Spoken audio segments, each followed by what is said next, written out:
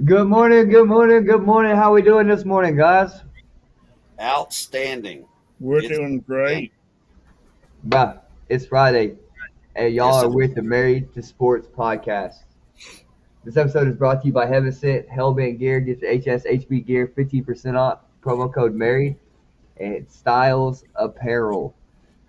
Before we get into a whole lot, did some research last night, and my son happens to be related to the greatest athlete of all time. Down the lineage, and it's some cousins, okay? But we Okay. are my Michael son Jordan. is related to Jim Thorpe. I Wow. was getting ready to say Jim Thorpe because I know the connection there. I got you. I So my got you. wife is Potawatomi, and Jim Thorpe was mainly Sac and Fox, but there was some marriage through, and so from some marriage and some distant cousins and everything, my son we found out is Potawatomi and is related to Jim Thorpe. He's part of the Rod family. It's RHODD. And so we go to the family reunion every year, and it was either this past year or the year before they actually honored that family. And so, doing some digging and some research, Jim Thorpe is actually related to my son. So my son has some Jim Thorpe blood. Let's go. Gonna put him in the Olympics. That's so cool. I was being funny guessing Michael Jordan, of course. You know that. Man, I wish. Well, yeah, but them being in Oklahoma and Brandon sharing a little bit of about his family and stuff with me, I was sitting there going, could he join Jim Thorpe? Because I know he had some ancestry there. So that's awesome, dude. That's Yeah, awesome. he's from Prague. My wife, her mom actually grew up in Prague, and it is a little bitty podunk town. You blink, you miss it. There's, I think, a VFW, and I think that's all that's there. Like, I mean, they have a Kalachki festival. Kind of sounds right, but we'll It's go like with it. you eat it. It's food. It's Yeah. like this. But anyway, uh, but yeah. So my wife did some digging last night and turned around. My son and my wife are both related to Jim Thorpe. That's cool as heck. Um, That is, explains the athleticism and the natural yeah. talent. Yeah. And Your wife so, plays professional football. yeah, my wife plays There you professional go. football. And to be honest with you, she doesn't work out like all the other girls, and she's just athletic. Like she's just athletic than everybody else.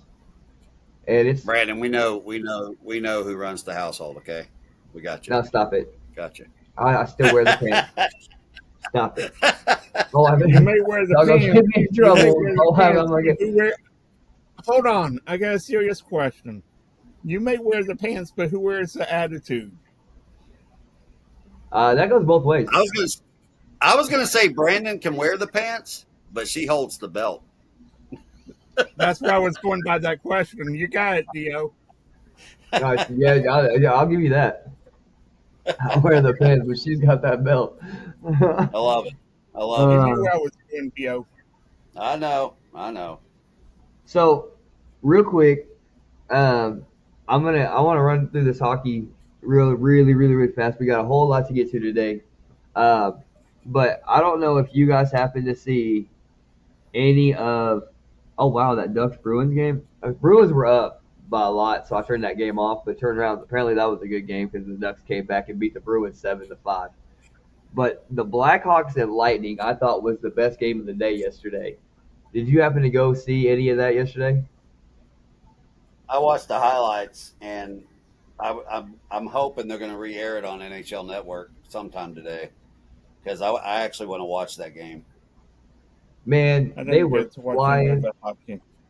Go ahead, Bird. I'm sorry, I didn't mean to cut you You know, off. the, No, as I said, I didn't get to watch any of the hockey. I apologize. We were focused on other things, we are other in sports. the busiest part of a sports cycle right now because you've had two leagues just ramp up. You only have college basketball here yet. You have NBA, NHL that's now rocketing off. almost to the middle of the NFL season. You got the World Series this weekend starting tonight, and like I said, college basketball's coming, and so it's a lot to keep up with. I was going to say that we got while two are leagues are going ramping up, we got one going down. The baseball shutting down here Yeah, shortly yeah. in the Well, game next one's week or tonight. so. Game one of the World Yep. Series is tonight. Um, I didn't see what Pee Wee football was on tonight. Let me put on my Toronto Blue Jays hat here. There we go. Go Blue Oh, Jays. go Blue Jays. Blue Jays in 7. Let's go. But I got them in 6. you That's got them in yeah. 6. We can get to the World Series here in a minute.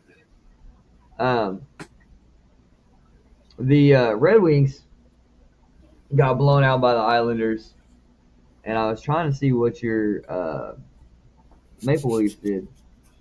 They play tonight. No, they play tonight. Okay. Yeah, they're in Buffalo tonight. And then you're a Panthers fan, right, Bird? No, that's Florida. No, No, Hurricane. He's Hurricanes. Carolina Hurricanes. So y'all beat Colorado in a shootout. That's a good win. That's a good win for them because Colorado is probably one of the favorites in the Western Conference this year. I agree. The Avalanche looked really good in that first couple games I watched in the season.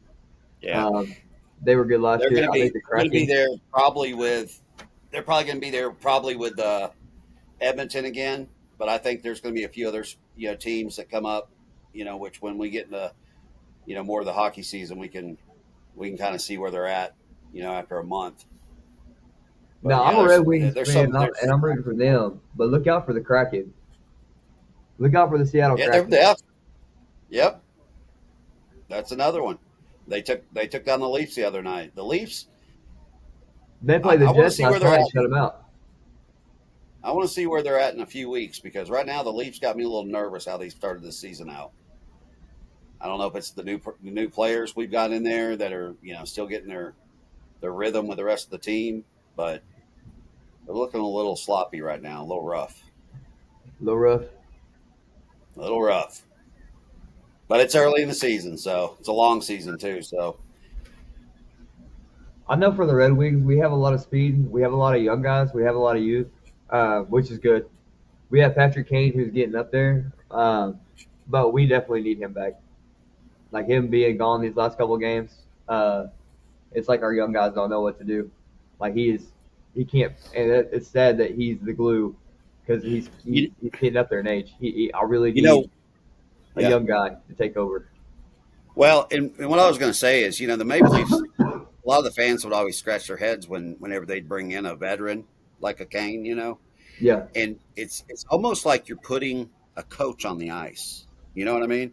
yeah, They're good out there in instant communication at a face-off, or if they're changing out, there's fresh legs. It's good to have a veteran out there because they played so much hockey and they have so much experience that they can say, hey man, you're gonna have to back off. You're gonna have to pull back, because if we turn it over, you got an extra skater back there to help defend with the goalie. And some of these young guys just get overzealous and over anxious, and they end up too top heavy in their own zone. And if there is a turnover, you end up with a 2-on-1 or a 3-on-2, to the goal, and the goalie is at a disadvantage. So yeah. it's great to have a veteran like Kane on the Red Wings this year because even though he can still, do what he did when he played in his prime, he still has it and he's still wanting to play. But he is so beneficial to these young kids, to be out there, because they can't hear the coach yelling, during these games, but they can hear a teammate that's pretty much like a coach at that point. It's almost like having that quarterback on the sidelines that's had 15 years in the league and at the last end of the career, but they still want to get paid. So they out there on the sideline coaching up the youngsters. Exactly, Rod. That's a great example. That's exactly it. Speaking of coaching up the youngsters, I'll tell you who's done a great job is Jameis Winston coaching up Jackson Dart. I thought Russell Wilson was going to be the one to mentor him and bring him up, but it's Jameis Winston that's got the headset on. It's Jameis Winston that's looking at the tablet. It's Jameis Winston that's really getting this kid pumping and be like, hey, man, you got it. And I'm really sad the Giants did not let him play for a contract. But just like Jameis Winston is doing with Jackson Dart, I know Patrick Kane is doing that with the young buck on our squad. We need a young buck to step up in the absence of his why he's gone. Like he's on injury right now, and so I think it's just going to be a couple more games. I don't think it's supposed to be too long, but I need to look. I need to relook that up. But they've got some is they? I know he's day to day. midpoint players on that team. They've got some midpoint players on that team that are probably in about year 8, of playing in the league they're holding it. I mean, look, y'all went on a 5-game winning streak. It's hard to win 5 hockey games in a row.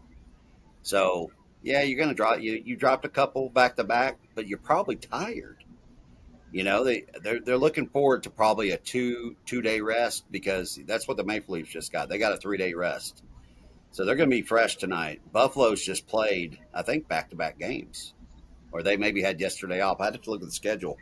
But, that's what I'm getting at. I think the Maple Leafs might have the advantage tonight because they're going to be rested. Yeah. Because if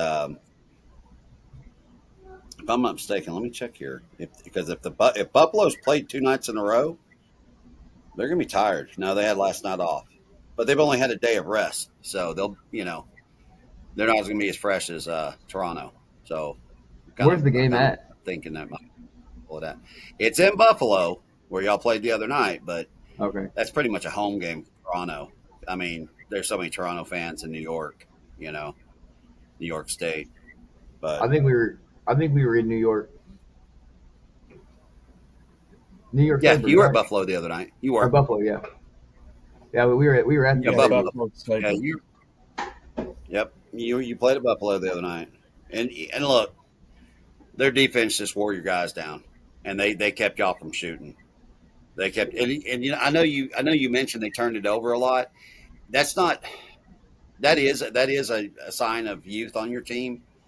But these defensemen at Buffalo, they always go after these great defensemen. They'll just start looking at teams where they know a contract's about to end, and Buffalo go, "Hey, what do you want for that guy?"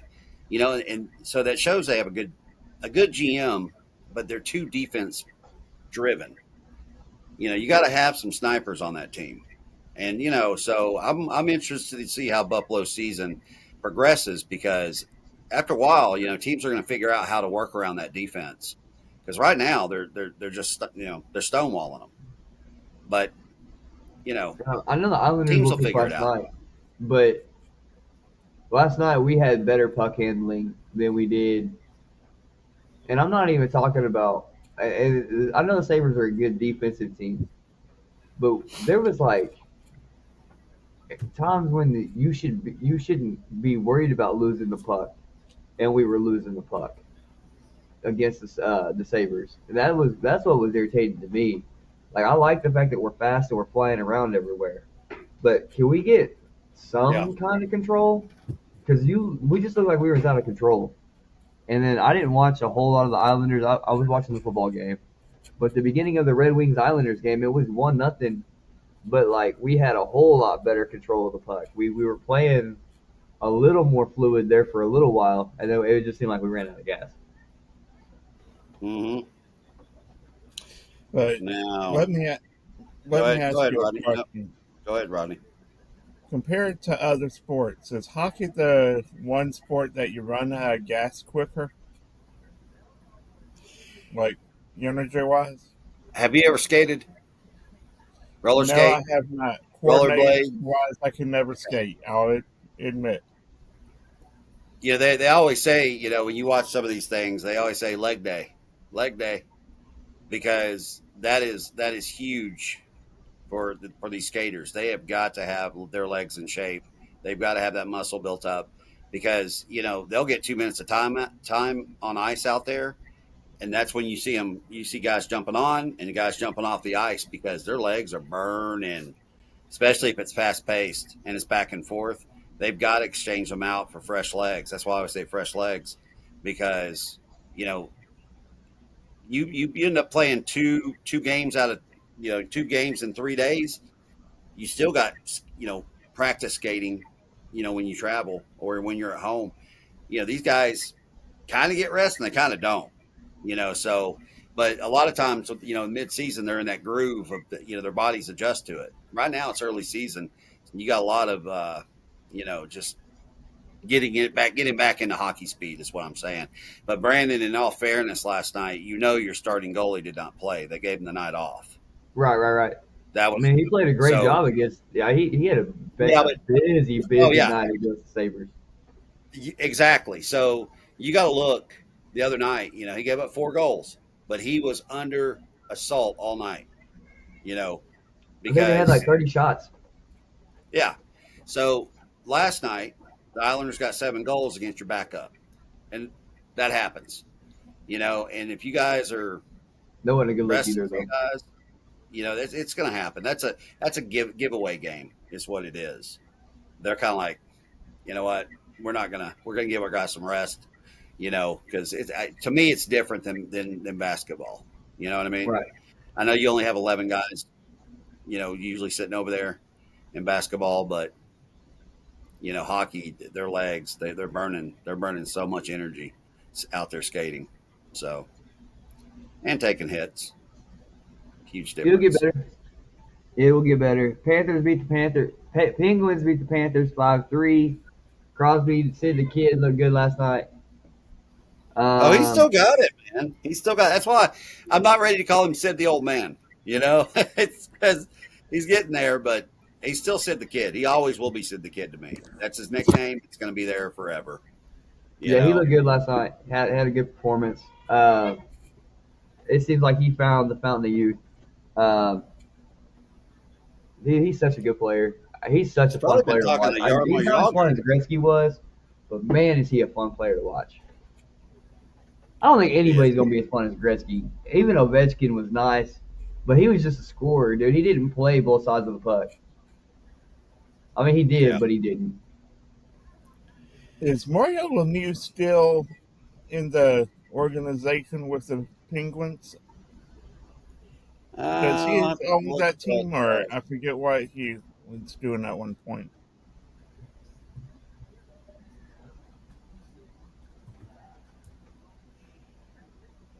Yeah, because the kid had 2 goals and 1 assist last night. I mean, what can you say? It's like, okay, he still got it. His over-under last night was for 2.5 points. And I was like... he got it. No, he got that. Real? Yeah.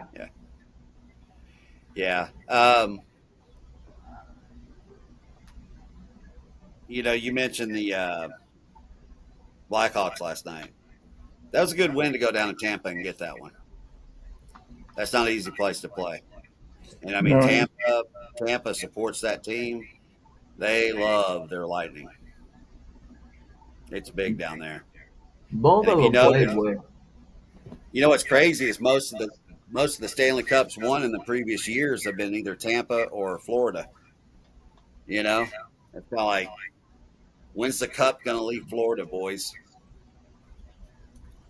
And are they favored? Is one of those teams favored this year, you think? Or is it going to be Edmonton? Or? Well, Edmonton's been back-to-back. And last year, the Panthers just went ahead and put them down quick. But the Panthers were the team that ended the season the year prior. The Panthers were a wild card when they got in 2 years ago, and they ended up winning the cup.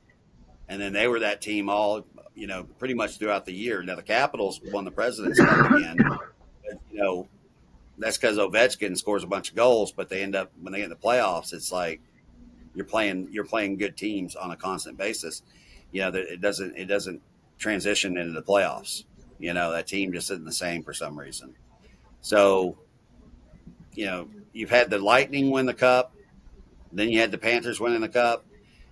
I think, it's kind of gotten to the point where the rest of the country and Canada are going, please somebody else get the cup out of Florida. It stayed down there the past 4 years. So, I mean, Canada hadn't won a cup and it's been a minute because, for a while there, Canada thinned out on some teams and they came to the U.S. and then a couple of them have gone back. So, but it's crazy. There's more hockey teams in America now than there is in Canada. You know what team I wish they would get back in Canada? I always liked the logo, the Nordiques, if I'm saying that right, the Quebec Nordiques. I spent some time up there outside of Montreal. And honestly, they only want one team in that province. They don't want two teams. The I fans, get it, but I the just love fans, the logo. I know, but the fans are, the Habs, the Habitats, and that's all they want. And now Toronto's thinking about trying to get a second expansion team in Toronto, which me as a fan, I don't want that. I think it's going to water down that city, and it's big enough for two teams. It is, but I don't want to see it because it would be like in New York having the Islanders and the Rangers, or LA having the Chargers and the Rams. You know what I mean? Yeah. I don't want to see that. To me, it's the Toronto Maple Leafs, and that's all there is for that city. That's my team. But You got Orioles and Nationals. I mean, it's different, but I'm yeah, saying yeah, you got it's the belt line. That's what I'm saying in that way. yeah. So, the Nordiques. Yeah, I remember the Nordiques. I still have hockey cards somewhere, or my oldest son has them now, of Quebec Nordiques. But I think you'll see another team in Toronto before you'll see one ever back in that province. But we had some sick points put up last night in the NBA. I don't know if you guys saw some of the stats. Yeah. I'm not a big Yeah. stats guy, but when I see some of those individual scores, I'm like, he put up how many? I mean, Aaron for the Nuggets last night, 50. Yeah. And they still lost. And then you had Steph Curry with 42, if I'm not mistaken. Yeah. Steph Curry had 42. But Steph Curry scored those points when they really mattered. Now, Aaron hit that three right at the end to make it go overtime. And then they ran out of gas. And Steph Curry just shut it down. I think it was Draymond Green setting the screen, and then Curry shooting a three from almost the logo. Tied the game up to 117. Yeah, that's what I'm saying, man. It's ridiculous that you even take that shot, let alone that you take that shot and make it. And you shot it like you knew you was going to make it. This is the only time I'm going to do this, but I want to hear it. At halftime, who said that the Warriors were going to come back and win that game? You did. Oh, Lord. Dio. Okay. All right. Dio. All right. So that, I'm not a Warriors fan, but there you go. To be 100% honest, man, I thought Denver was just going to be too much. They were blowing. I mean, they were really. Oh, they were. Bringing it to them the first half. But then I look at Steph Curry and Draymond Green and the rest of those guys on the team, and I'm like, they're not going to let that go. They're going to come back, and they did, and they made it. They made it nail biter right there at the regulation, and they go into overtime. But Steph Curry he took control of that game in the overtime. And when they were up by, I think 9 at one point, I was like, there's not enough time for Denver. And they were gassed. They looked tired. It's a great game, though. Stayed up late to watch it. The Warriors played defense that second half. The first two quarters, they gave up 31 and 39. The third and fourth quarter, they gave up 24 and 26. 50 points. And then OT, they only that fourth quarter. Yeah. OT, they gave up 11. But yeah, Aaron Gordon had 50. Steph Curry had 42. Um, Jamal Murray played 40 minutes and shot 50%. Uh, trying to see what his Here's the funny thing about that. I was looking at my parlay from last night. Aaron Gordon was over 14 and a half points. I took the over. I could have had that three help me out here, 3 times over and still Yeah. hit it every Yeah. time. Yeah. And I remember when Aaron was one of those guys that I had trouble even wanting to put him on a parlay or a team, on a fantasy because he was hot and cold. But man, has that kid not come up and pretty much made himself a presence alongside with, Jokic, is that how you say his name? Yeah. Jokic, yeah. Yeah, I'm terrible. I'm terrible with those names, but And to be honest, Theo, not to cut you off, that's because he got Orlando. That's, mm, I mean, you look at, and I'm bad with names too. Is it Vujicic or however you say his name? Huh? who was He and that? Gordon were teammates in Orlando at one point. They were trying to build around him, and it didn't work out, so they traded both of them. And Aaron Gordon has had a better career now that he's been traded than if he had stayed in Orlando. Yeah, and, and that's like any other sport though. You got a dog, and not. And when I say a dog, I mean like they're not good in that sense, and they end up kicking them to the curb. Look at Mayfield. He got booted by Cleveland, went to Carolina. They traded him to the Rams, and then he ends up in Tampa, and he's having a stellar year so far. You got Indiana Jones, leaving New York, going to Indy, and look at the season. I mean, it just sometimes it works that way. You got baseball players that weren't good at one program at a city.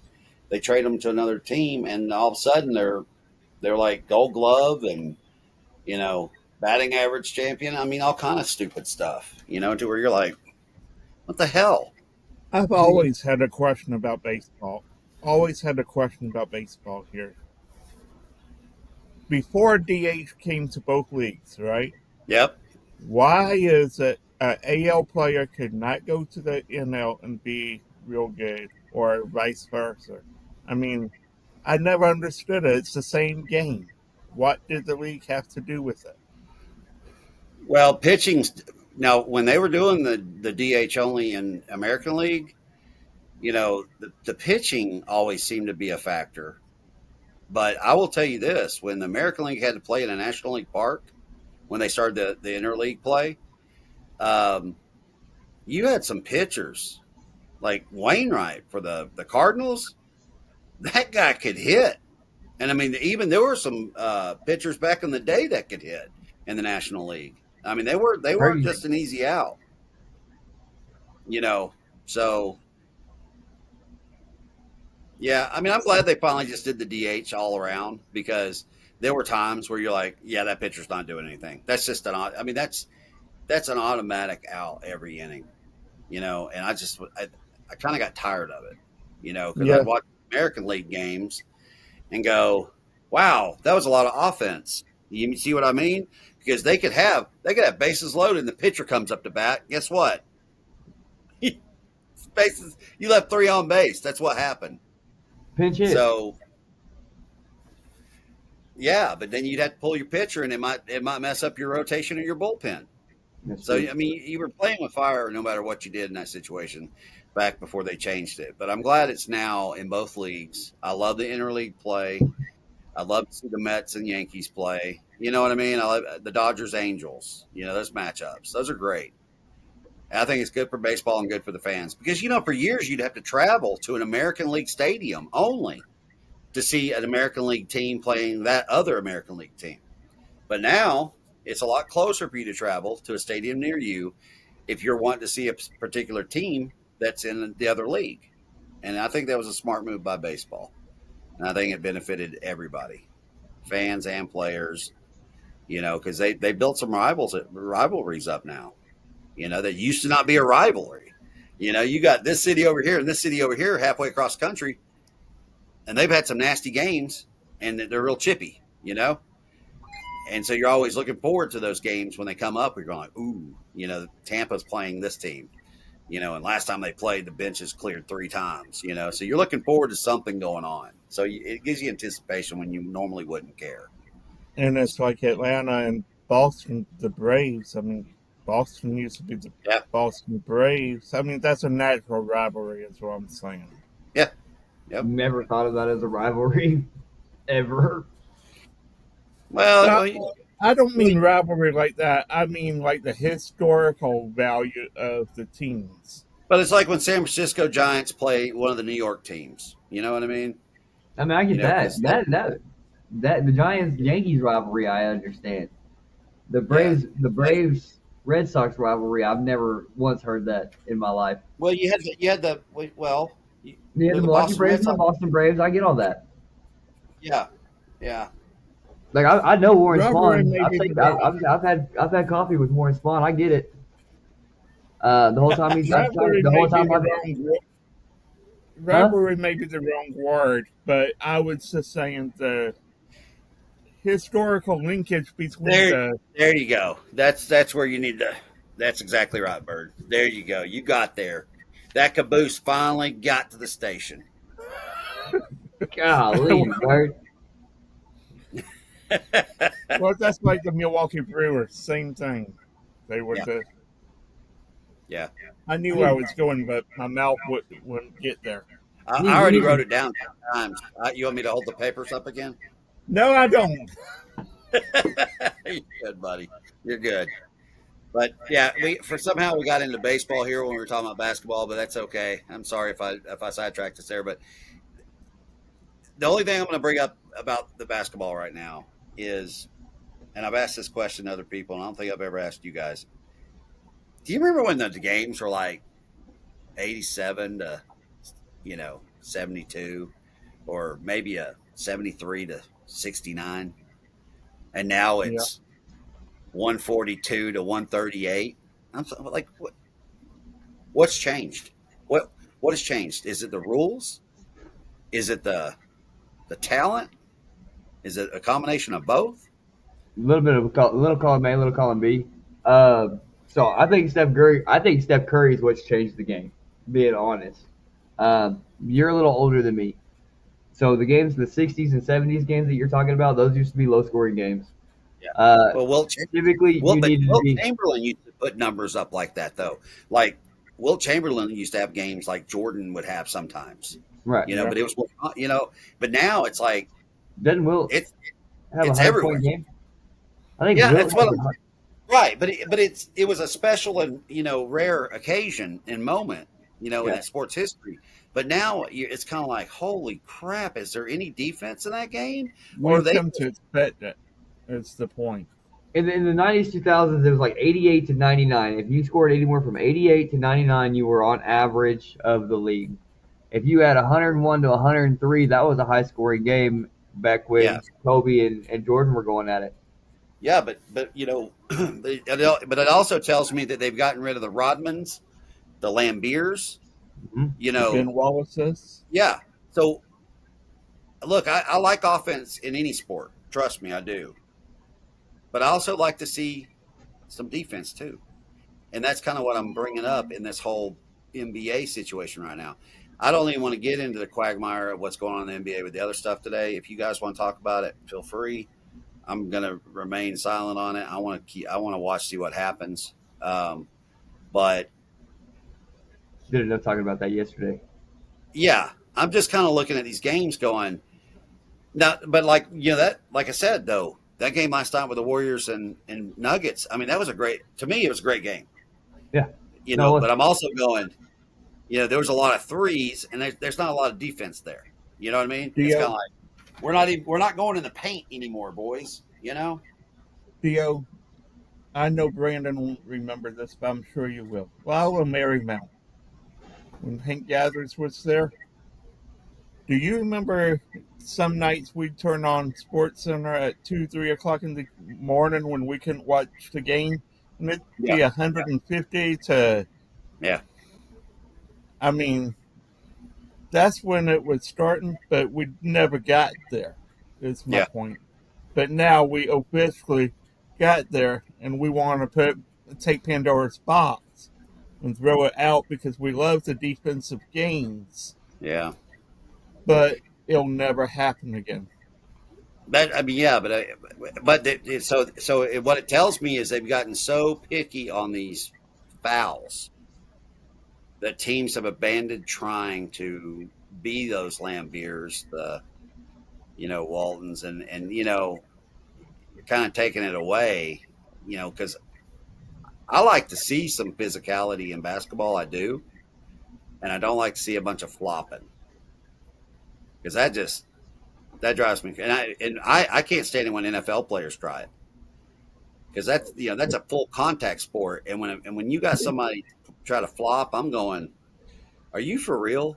You're supposed to be grown ass man, And it's funnier looking in football than it is in basketball. Yeah, they're wearing pads and a helmet. I mean, come on. I mean, look, the court hurts. It does. I mean, it's wood. I mean, it's gonna, it's hard. Yeah. It's gonna hurt when you hit it. Even if you flop, you're still kind of putting your body in a little bit of jeopardy that you land wrong, you could really mess something up, and it backfires on you, right? You get an injury that was unnecessary. But I don't know. I don't want to take away the offense from the side of the game, but I want to see some defense and let them play. That's what I'm really just saying. I don't want to police the refs here, but I want to let them play and see some damn games where, instead of a 129-89 blowout, I'm kind of like, holy shit, that's ridiculous. And there's already been a couple of games so far where it was like that other team was not even in the game. Yeah. But they've done a great job putting the right games on so far. Yeah. And I know with everything that happened yesterday, maybe they've got a little more control of it than we think. But the Thunder went to double overtime in opening night and last night. And that's a long time. That's a long time to play.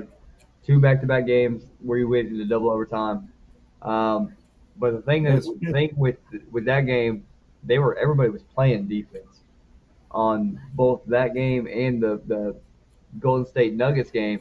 They were playing defense. Now Joker is not as a big in the paint as I'd like him to be. I think if you're going to be that big, you need to be like Shaq. That's just my opinion. Yeah. He's not built like Shaq. He's tall, but he's not built like Shaq. But Chet Holmgren and Shai Gilgeous, Chet is actually starting to be more physical and start to bang with those big guys, even though he's he's still not big enough. Hartenstein will get down there and bang, but Shai at all 3 levels is really he's becoming a better player every game. The way he's able to contort his body and get to the line, play defense, it's going to be between Wemby and Shai this year for Defensive Player of the Year and for MVP. So I want to bring something up real quick because, it's back-to-back overtime games for the Thunder. And, when you guys, both of you know who won the Super Bowl last year, right? The Eagles. So everybody is going to give the Eagles their best the first time they get to play them. And that's what's going on with the Thunder right now. They are getting the best a team can throw at them, because they won the championship last year, and they're going to face that a lot. Now, as the season progresses, teams are going to fall off on that because if they do get that win off of them, they're kind of like, yeah, we just beat the champs, because they want to be that first team to beat the champs, from the previous year. So, the Thunder's in for a lot of that early in the season. But as it goes on, it's going to dwindle down, and you're not going to see a lot of overtime games with the Thunder. And you know what? it's hard, and I'm gonna say this: it's hard to really win back-to-back championships in any league, but it's especially harder in football, I think, because everybody wants your best, gives you your best shot day in and day out. With basketball being such a long season, Yep, I know exactly where you're everybody going with that. Yep. everybody has their moments where they, I'm not going to say take games off, but for the sake of how I'm saying it, take games off, Yeah. and it costs them the games they should win. You're exactly right, Rodney. And because you got 17 games are played in the NFL, and with Brandon's little division over there of the NFC East, you know the Cowboys get 2 shots at the Eagles, and so forth. The Giants and the Commanders. Everybody else just gets 1 shot at them until the playoffs come around. So yeah, basketball. That you nailed it, Rodney. I knew you were going with that when you said it. So yeah, I like it. I like it. Brandon, what do you want to talk about, man? You're kind of quiet today, sir. I Oh, I know. was looking at the. I I do was have looking at one question for. what I was looking at the slate for the I NBA do today. have one question. Give Go me 1 ahead. second, guys. While he's doing that, I got a question for both of y'all. Okay, I'm listening. All right. You know what?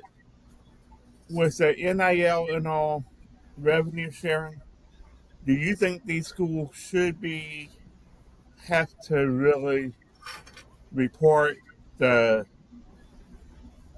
payments, like make them public, like the players' salaries, whatever you want to call it? Well, I mean, on a you lot see of it them, you in cut the on the NFL and all. That's what I'm getting at. Should the colleges have the same rules? as the NFL does. Yeah, No. I don't see why not, especially if they're a state-funded school. exactly. And Yeah, South but then you're Carolina is getting a in. state-funded school. But then you're That's a getting that's, into looking into my kids and stuff. See what I'm saying? If my son gets an NIL deal, like if the school wants to let it be known, we're paying Derek $6 million to come to school here. That's one thing. But if they start investigating my son because the that's school started paying my kid money, somebody's gonna lose their head and it ain't gonna be me. well. Hang on a second. Hang on. My son, when he turns 15, he can go right up the road here to a grocery store and he can run shopping carts on weekends. And he will be a tax identified employee at the age of 15.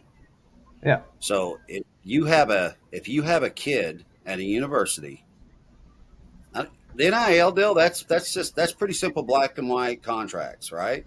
Yeah. But if you got an 18-year-old kid at a university and the university decides, hey, if you come here, we're going to pay you $12,000 a year, right? He's already getting an NIL deal for ridiculous, but he's getting a free education, medical, food, room and board if he's on scholarship. You know what I mean? So he's getting paid. At that point, he is. If it's below the threat, well, it's still taxable. Yeah. So why can't they look at it? Why should the public look at your taxes? They're not investigating your son as far as what he's doing. They're just investigating what his numbers are. Like it'd be like a check stub. You know what I mean? He's getting paid. That's why I brought up the fact that my son at 15 can go push shopping carts at the grocery store out of the parking lot back into the building. He's going to get taxed on that. And if It's they one want to thing to see, give. It's one thing to give my tax accountant or my tax accountant. I have a tax accountant. My CPA. It's one thing to give normal my information. It's a whole other thing to give the public my information. It's one thing But to have the government looking at me versus Yeah, the public looking at me. I agree with what you're talking about, the Freedom of Information Act. I agree with that side of it. It's not my business what Sellers is specifically getting paid. But if there is an entity that thinks there is some shady business going on and they want to see that, that's different. I agree that I don't need to know. Rodney, it's none of your business. I know you're a Clemson fan, but it's none of your business what one of the South Carolina players is making. Now, if somebody did a private investigation, like, legally through the channels, and they found that there was wrongdoing, well, then that's for the NCAA to address and take care Right. of that, and then report what happened.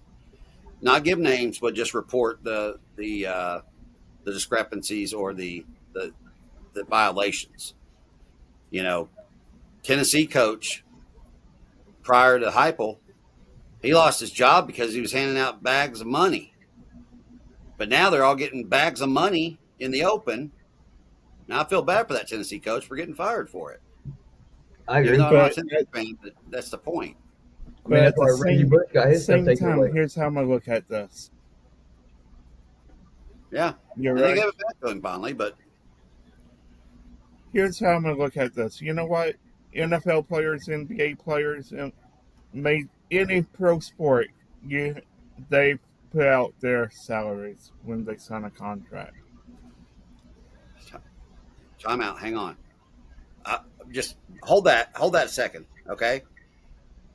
32 teams, X amount of players. That's pretty simple. We're talking how many universities? How many collegiate players? Good God, man.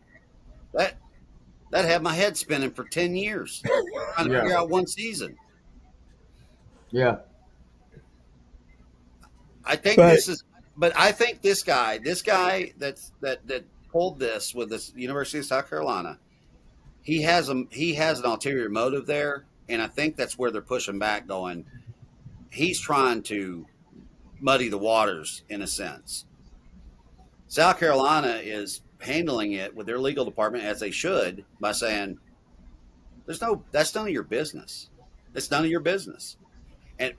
But the thing is, he tried to pull the Freedom of Information Act, which he should have went a different route. Okay, he's caused a stink, and there may not be anything there. There may not. But if the NCAA wants to open the hood and see what's under there, that's their right to do. And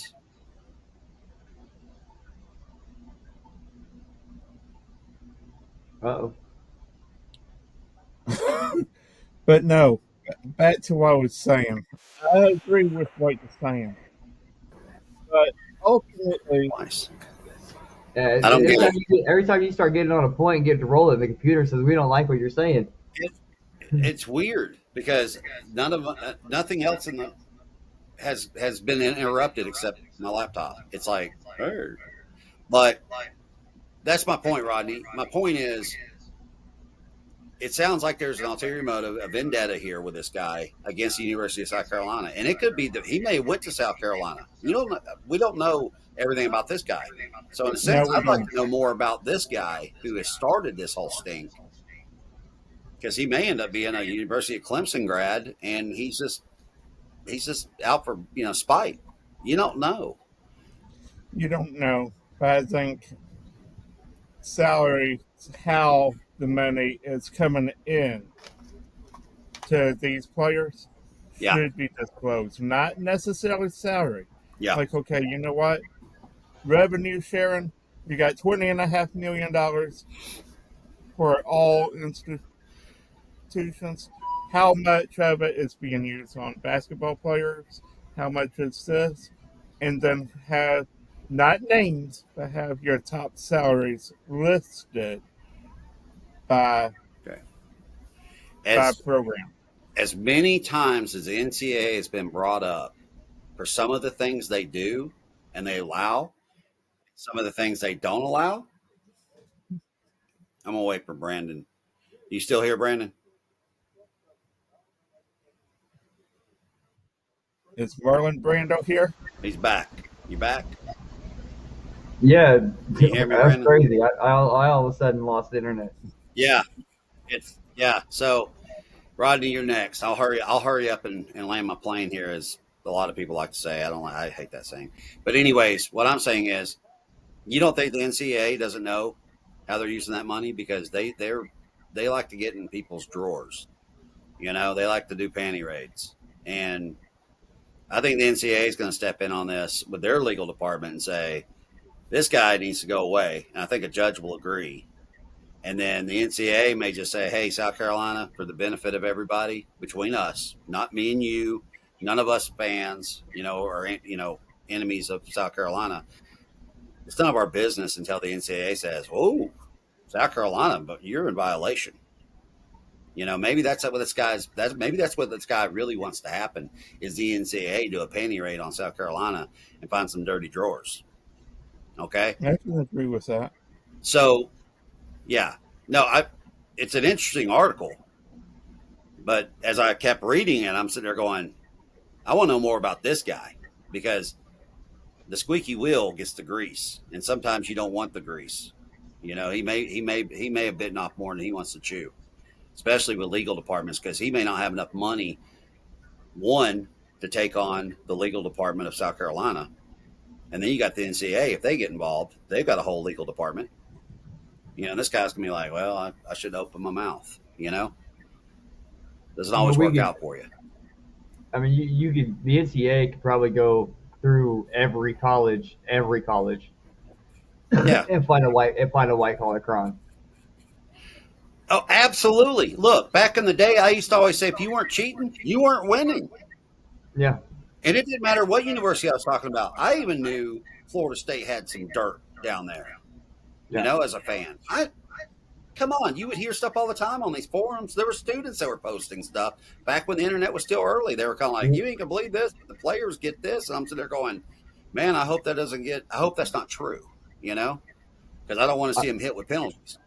I don't know many college kids that make $240,000 a year coming out of high school. I know. You know what I mean? I would have played. I should have trained hard. I'm sitting there going, I should have hit the weight room more. I should have switched high school as much sooner than I did. But held myself back in 6th grade. I think it's going to work itself out, Rodney. Yeah. No, Rodney. It's a great article you sent us, because I was kind of like, ooh, that's ugly.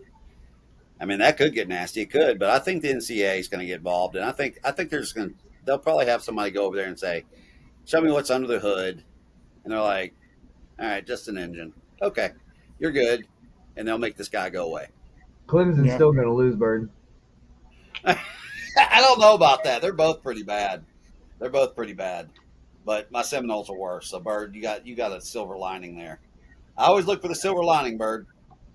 I tried to look for the silver lining, but this year all I see is the brown lining. You see the skid marks. I know you do. I know. Look, Bird, we all see what you're trying to do. You're trying to get South Carolina in trouble so that your Clemson can make it through one game.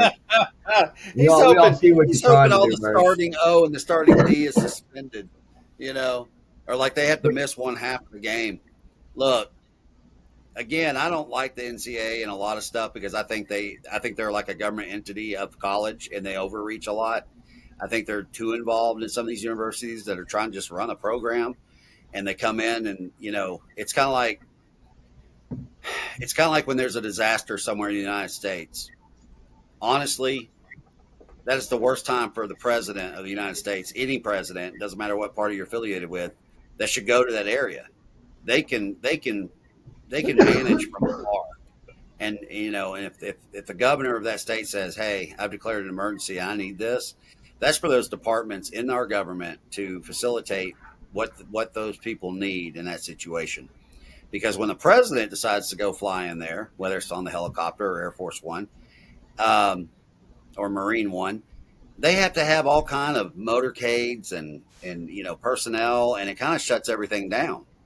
So like when people are in need, that's the worst time for anybody to go there that's not directly involved in some sort of relief. You know what I mean?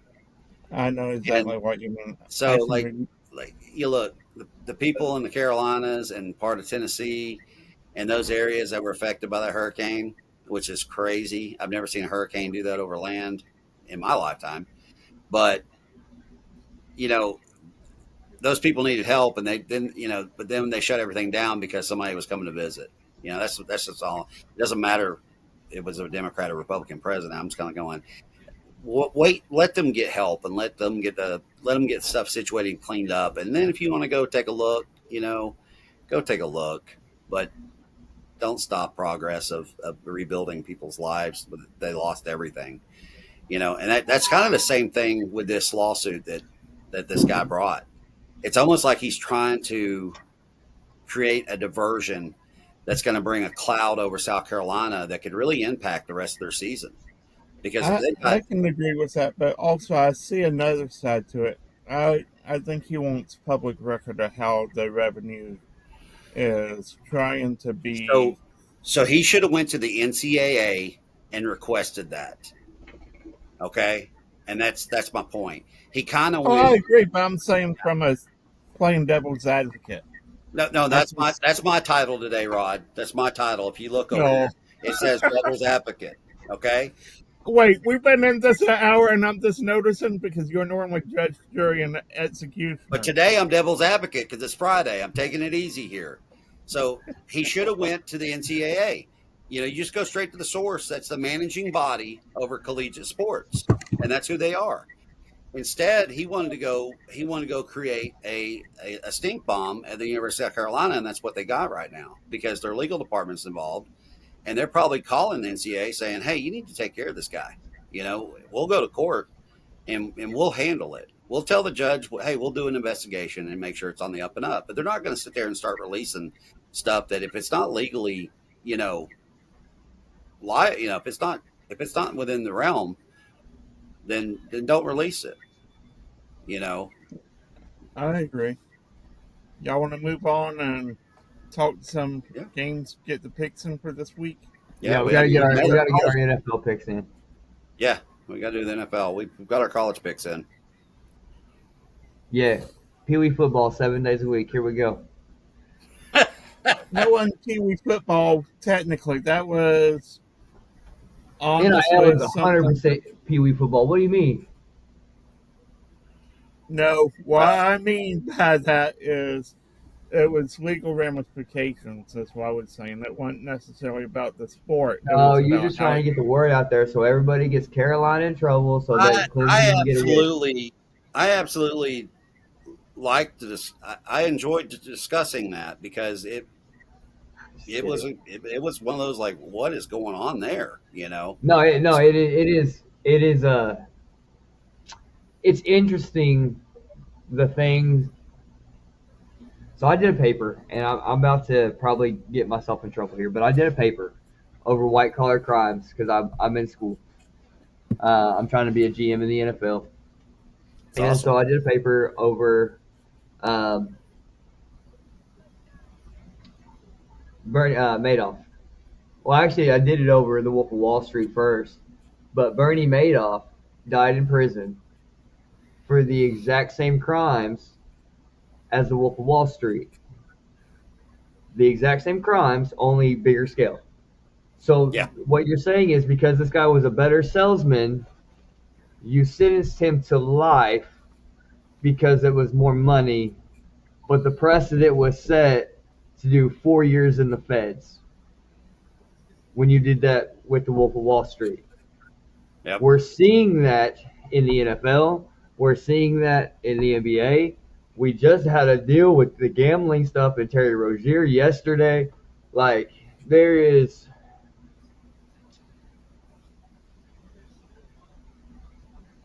I can't say they're victimless crimes at this point. You've got people literally taking their life because they invested into this and this didn't pan out the way that they wanted to. Well, instead of packing up and moving on and counting your losses, now you're taking your life and you're taking other people down with you, and it's really getting dirty if you look at it. yeah. And so I try not Money, to look money, at it. Money corrupts. You know this. Yeah. Money will corrupt anybody. And but now there are some that the temptation was there and they didn't take it, and then others did. But it also goes back to what you were kind of getting at there. You're brushing on it. If if this guy got that, and this guy did the same thing, it doesn't matter the volume. Okay, same crime. They both should have been equal punishments. Yeah. You know what I'm saying? I mean, it's like you brought up to me one day in a conversation we had, Brandon, that this guy did some just awful things to another human being as far as physical or mental, right? And he only served. Okay, I'm gonna wait on Brandon again. There goes Rodney. I'm here. All right. Okay, I didn't know what was going on there for a minute. But then you got somebody who was just selling some gardening products, right? And they're still sitting there behind bars. Yeah. But yet you got states that are legalizing this gardening materials, and you still got guys sitting in prison and women. Hmm. And that's all it was gardening. So, you got somebody else that ran a Ponzi scheme, and a lot of people lost everything. And That they can never recover. And you can't bring them back either if they did something to themselves. You know what Right. I mean? That's the point I was making. So the system is broke. I do believe that there needs to be criminal or justice reform in our system. They need to get it right, and that falls upon the lawmakers, both sides, that need to fix this. But Can I back to ask a sport. question? Can I ask a question though? And this falls back into the sports. At what point does the buyer take responsibility? I ran into a salesman. I got sold. I messed up. Let's move forward. At what You're point? right. And I'm gonna put this back to Deshaun Watson. I made a mistake. I cost you a whole bunch of money. I can continue to cost you money, or you can let me go. Yeah. Why are the Cleveland Browns being held ransom when you can clearly buy him out? You can move Because- money. There are ways to go about business. But at what there point are do we blame ways- the Cleveland Browns organization for saying, "Hey, I made a bad deal"? While there are ways to do it without going into far left field where you got all these lawyers involved, like the Achilles tear, where he wore the boot and having to prove all this stuff. If you really sit down and do one thing, the Browns put themselves in ransom, not Deshaun Watson, Yeah. because he fully was guaranteed that contract. And it's And karma. once you fully guaranteed that contract, if you cut him, you got 2 years of dead cap space that you have to pay, and that's going to be over $100 million, and that will come against your cap. Bring it, Brandon. So therefore, Bring it. Bring it, Brandon. Is Don't dead get me cap wrong. is Yep. dead cap worth the continuity in my locker room? Absolutely freaking not. But is it Get worth him it for out of my other locker players? room. He is a cancer. Get him out. Let's Okay. go. You're right. But is it worth not being able to sign other players? No, the Cleveland Browns made a bad deal. You got to eat it. You just got to eat it. I messed And you up. know I what? made a mistake. It's on me. Let's go. But here's the thing, Brandon.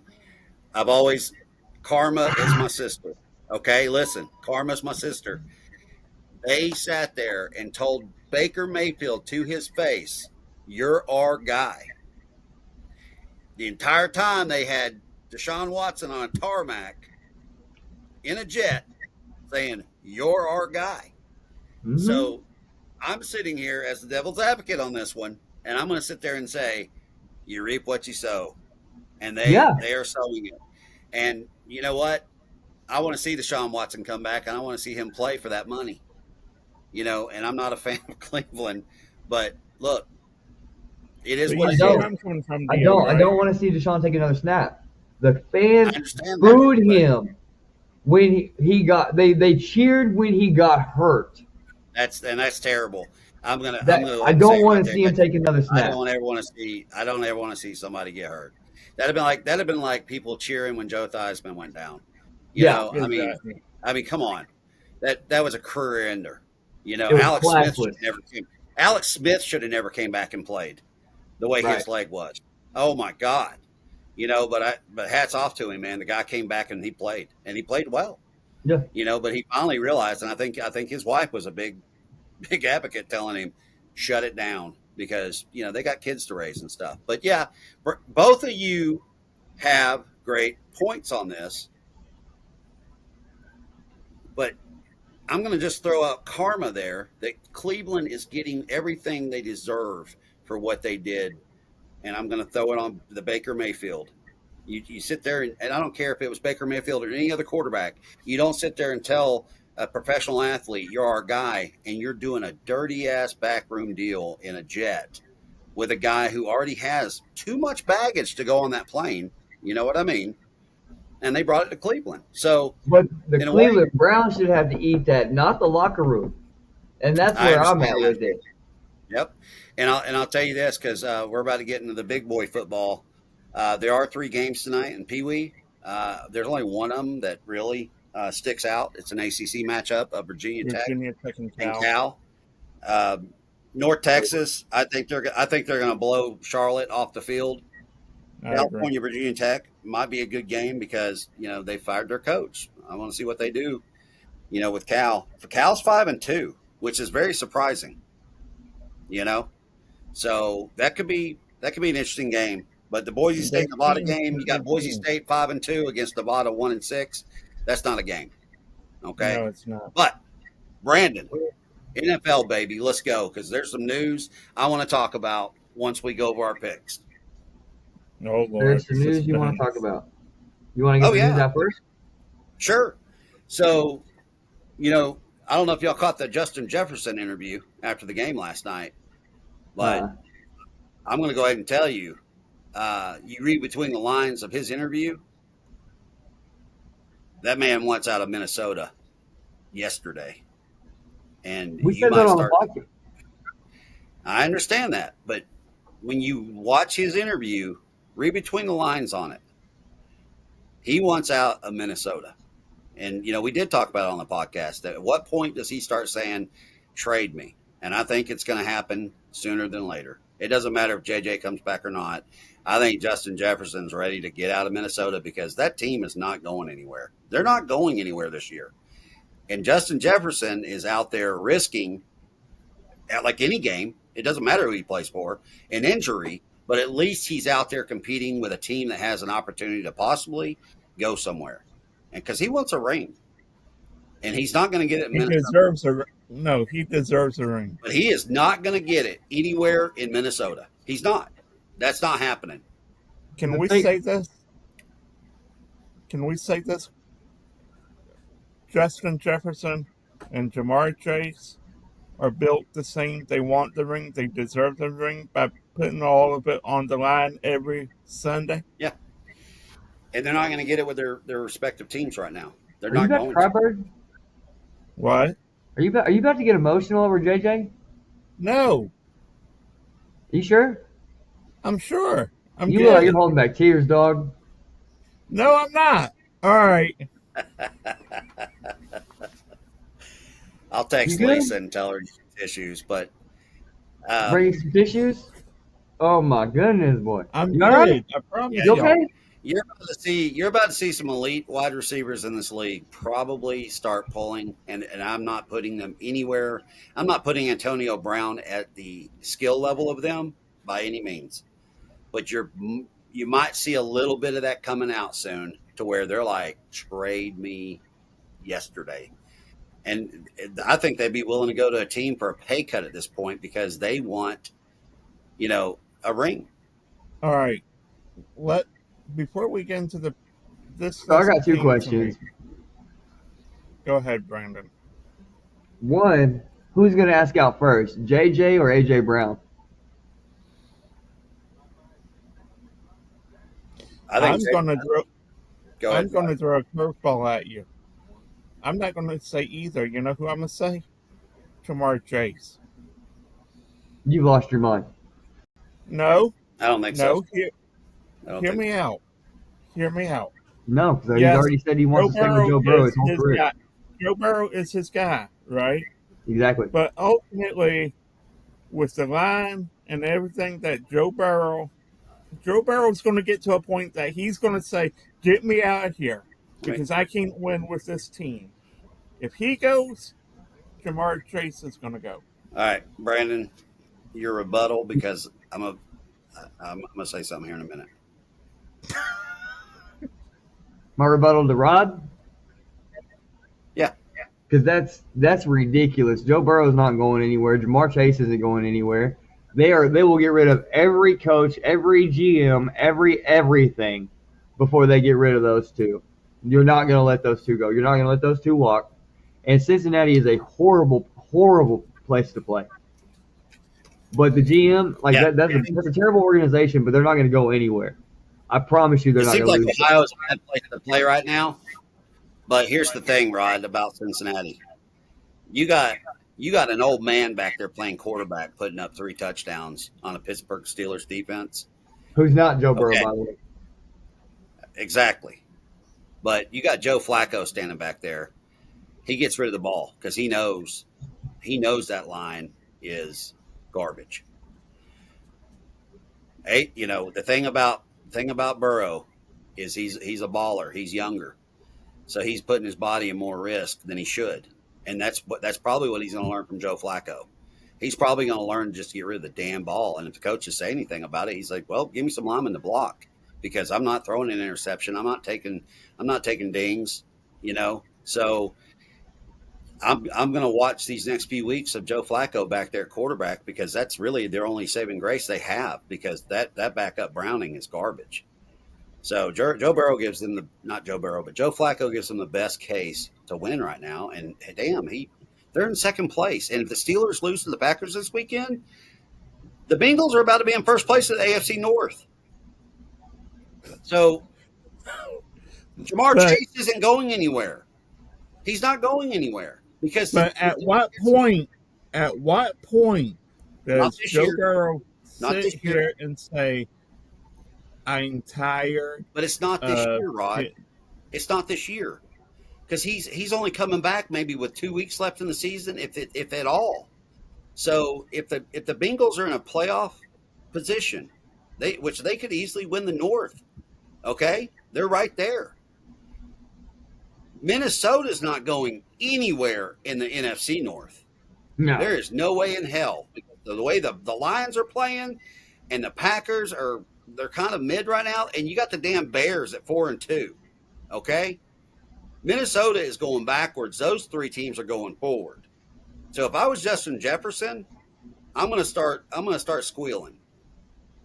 Let me out. I gotta go. So you think JJ before AJ? Why would a wide receiver want to leave a Super Bowl champion team from last year? That's just my bottom line on it. You know what I mean? There's still potential there. They still have opportunity to fix their issues. The other day in that game, he caught some beautiful passes. I mean, when it mattered, he got his balls the other day, and so did help me out here. Devontae Smith. They both had some deep ball passes, from Hurts. So I mean, look, as long as they're winning, AJ Brown is going to stick around. That's the key. As long as they're winning. Yes, but they have a better opportunity to win. They have a better path to win, though, as an Eagles team, okay, than Minnesota. Minnesota, they got trucked last night by a mid Chargers team. It was a blowout, and I said yesterday, 10 points or more was going to be the difference in that game, and it ended up being 37 to. Help me out here. 37 to like 10. Yeah, or maybe 13. I think it was 37-13. Yeah, something like that. Come on, wow. probably one of the worst games we had all season at night. I don't know, man. The Jets and the Dolphins, whenever they've been on TV, are pretty bad. But So if you I look think at the East, you go ahead. if you look at the East, Philly's 5-2, Dallas is 3-3. We're only a game and a half behind. I know. If the Eagles beat if the Giants sweep the Eagles this week, I promise you AJ Brown ain't gonna want to be there because they're not. There's no way they're gonna win the East. That's a possibility, but I still think the kettle is about to steam in Minnesota because if you compare. All right, so which team's better in your I'm opinion? with you on JJ leaving first. But which team's better? Are the Vikings or the Eagles better? The Eagles are better. Okay. Not even looking at record. Which team would you rather pick? No record. I'll give you that. I would go with yeah. So I think JJ would be the first out of who we're talking about. Jamar Chase is not. That shouldn't even be in the conversation. But between AJ and JJ, I think JJ is going to start chomping. Like, I got to go. Y'all are holding me back. Whatever we got to do to get this contract done. Whichever team's got the ability, if they want to win now, they will get JJ on their team. But AJ would be I put Justin Jefferson at a 90%, going to start wanting out of Minnesota, and I put AJ Brown at a 60%. Let me ask you this: if you're JJ, where do you go? But if the Eagles start losing, then I could see AJ Brown percentage start skyrocketing up. Where would JJ go? Yeah. Holy shit, man! Where do you go if you're JJ? I mean, San Francisco, but I don't think they're going to want to trade him to a NFC team. So I know you say that one team came to mind, the Saints. I mean, and why would you hold on? Why would you go from Minnesota that's garbage right now to even look? It's one thing to play on a dumpster fire right now, but then you're going to tell me they're going to trade him to the landfill? Because that's what the Saints are right now, is a landfill. Oh, my God, Rod. Here's why. You got Chris Olave. They got Kellen Moore. Now, Rod. They got Kellen Moore. They got some. Listen, why would I go from Carson Wentz to Spencer Rattler? Please explain that. Rod, it's not even noon, and I never drink before noon. So don't make me go now. I will log off, and I will go to the liquor store. Don't do it. Come on now. I know you're looking at long term. You're looking at long term. JJ wants to win now. He doesn't want to go to a team that's rebuilding. He doesn't. No, but if the Saints are only a quarterback away, I'm saying okay? They're not. Just hear me out. If the Saints are just a quarterback away with Kellen Moore as a head coach, wouldn't it make the most sense? That's all I'm asking. If they were a quarterback away, but they're not a quarterback away. No, they're not. I mean, Kamara's not doing anything down there. You're a running back away. You're a defense away. I was going on some of the talent they had. That's what I was saying. Short term, long term, Alvin Kamara, Chris Olave. Brandon, I thought I was the comic relief on this show. I thought I was the comic. Rod's trying to take my throne. Hey, Rod, we just talked about JJ wants to win now. And we're talking about what team would be a good fit for him in a win now situation. I'm not going to go from a 3-4 team to a 1-6 team. That's not happening. That's crazy talk. I want to know what's in that Pepsi bottle. What's in the Pepsi bottle, Rod? What's in the Pepsi bottle? I can't reveal my sources. Your son's going to love me for this, Dio. I think you make a move. Godwin for JJ. Oh, I would love to see Godwin get put on the Vikings right now because karma, baby, because that would be a perfect fit for him right now. Because that's not where I think he goes, but holy crap, though, man! Could you imagine the Bucs getting JJ right now? because Evans is out. He's done. Yeah. Godwin can't stay healthy. You got some other receivers coming back, but they are not anywhere near JJ. Abuka, Talent. Shepard, Tez McMillan. All right. I've got a serious one here. That was a comedy one. What about the Carolina Panthers? I'm going to shut my laptop. I'm going to shut my laptop screen in about 10 seconds, Rod. Brandon? No. Being real, if I'm JJ, I'm trying to go to the Chiefs. But the only problem is I don't know who you get rid of. You get rid of Xavier Worthy? Do you get rid of Rashee Rice? No. You get rid of Jake's favorite one. Juju. They're not going to do that. They're not going to do that. You get that bad Juju off your team. You get that JJ off your team, and you bring in the other one. I think you're going to. The thing is, Minnesota is not going to want to trade. Minnesota wouldn't do that though. They're not going to want to trade him to an NFC team. So the Bucs, I think, would be out. The 49ers would be out. Can you imagine Puka Nacua and JJ and Devontae Adams on the same team? Holy shit. I could go play quarterback for the Rams. I mean, come on. Rodney could go play quarterback for the Rams. Rodney, can you throw? You got 5 yards, right? Why did I bring up JJ, man? Look what this is turning into. Rod, get your wheelbarrow shit and get out of here. All right, no, seriously. This is the move I have for JJ. Really. I think you go to the Bucs. I think you either trade Godwin for JJ and a first-round pick, whatever, or I think you go to Pittsburgh and you compete in the division against Joe Burrow and Jamar Chase. If you don't team up. I love that even more, and I didn't even want to throw my Steelers into that conversation, but I like that too. But we could talk about this tonight on streams, but we got some picks. All seriousness, I'm going to throw one more. The New York Giants, and here's why: you got Jackson Dart, Cam Scatterboo. Okay, you got Malik Neighbors. Add him opposite Malik Neighbors. What would you have? JJ to New York. I don't mind. That'd be next year, though. That'd be next year. Yeah, it would be this year. No, but I know. But I'm saying, with the talent level that they're trying to get to, what would you have with that?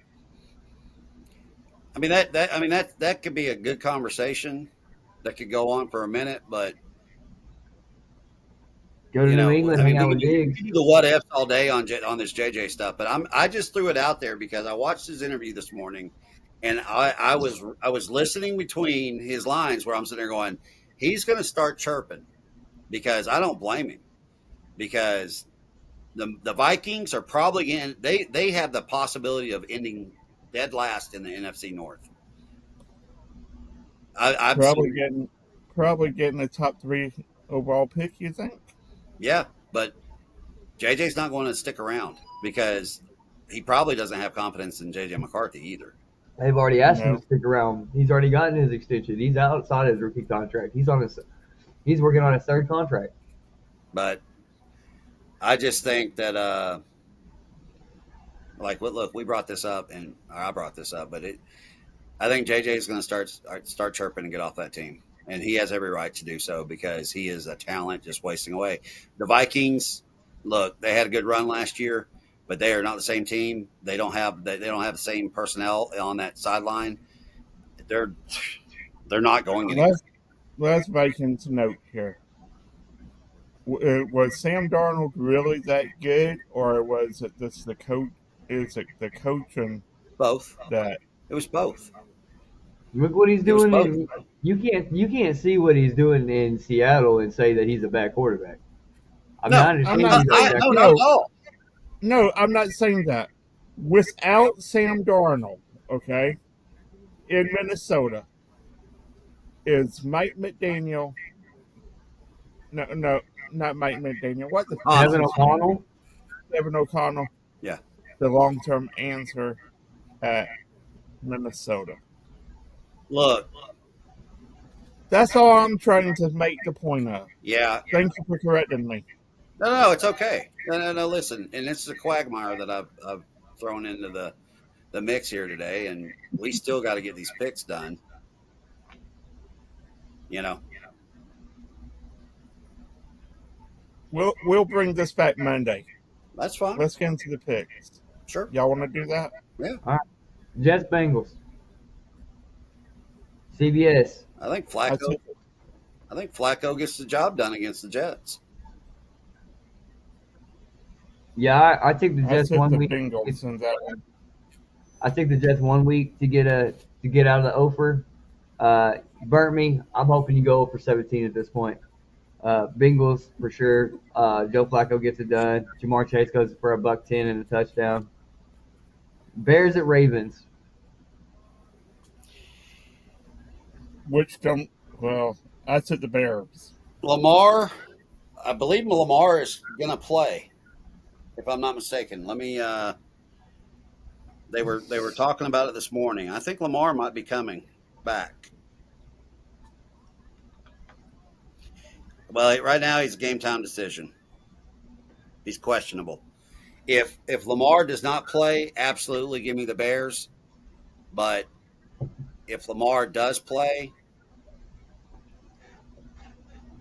that's a toss up, man. That's just a toss up game to me right now. Either way, I got the Bears because if Lamar plays, how healthy is Lamar? That's yeah. But what I'm saying, it's a toss up for me because the team might be playing up to protect Lamar and give him an opportunity to win that game if he plays. Now, if Cooper Rush comes in, I just, yeah, the Bears. But I wonder how Cooper Rush worked for us and nobody else knows how to use him. well, right, but he worked better in your system, and that was when Kellen Moore was there, correct? Yeah. Okay, there's a big difference right there. Yeah. I mean, he's doing the best he can with Rattler down there, but ugh, good God. I mean, they're more actually, dude. He's got Rattler playing at a decent level. I think what you said he was in the top 15. Yeah, he is, but I mean, yeah, I know. Well, I think Aaron Rodgers, or no, somebody was at 15. You asked me last night, but Aaron Rodgers was at 20, 19. Yeah, I think Rattler was further back than that. I don't think he was ahead of. Yeah, Rattler up there. Rattler was up higher, a lot higher than what I had anticipated. Man, you're making. In fact, you had Matthew Stafford a lot lower than I had anticipated. Okay, hang on. I got it right here. Hang on. Then it was per Football Focus, right? Do what? That was per. It's the football. QBR rating. Oh, it was just QBR? Yeah. Oh, never mind. Yeah, Rattler's at 16. 16. Aaron Rodgers was at 19. Yeah, Rattler's got a better QBR on the season. But that goes back to Kellen Moore. I absolutely think a lot of that is Kellen Moore calling the right plays. I think he's running plays that he's comfortable with Spencer Rattler playing. I think if Kellen Moore opened up his offensive playbook more like he had at Dallas, I don't think Rattler could get the job done. Is what I'm saying. Yeah. So I think a lot of one-man reads. Yep. Get you guys open in the flats. Yeah, I got you.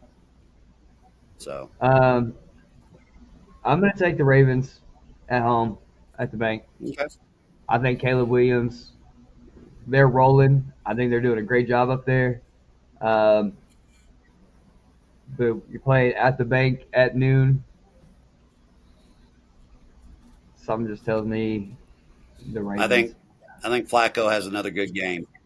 I think Flacco has another good game, but Flacco. All right, what one's next, Brain? Yeah, I'm just still thinking about the Flacco. Give me the Falcons. Give me the Falcons. I took the Falcons, I think. Yeah. At what point do they fire McDaniel? This week. I think he's going to be 1-7. Bijan is going to run the daylights out of that ball. Yep. Is that game in Atlanta? Yeah, Yes. it's in Atlanta. Yeah. No. Yeah. Dolphins. Tua or no Tua. It's not happening. It doesn't matter. I think the Falcons at home. Yeah.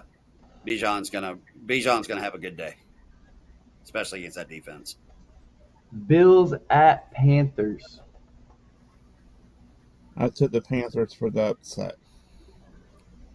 No, I'm not going against. After what happened to the Bills, they're coming off a bye week, if I'm not mistaken.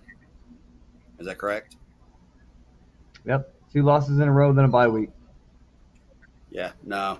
Give me the Bills. I want Carolina to win this game. I think Carolina can win this game. I think that it be it at home. I think that the Bills are not as good as we think. However, I don't think the Panthers I'm are going to as good agree as with you on that.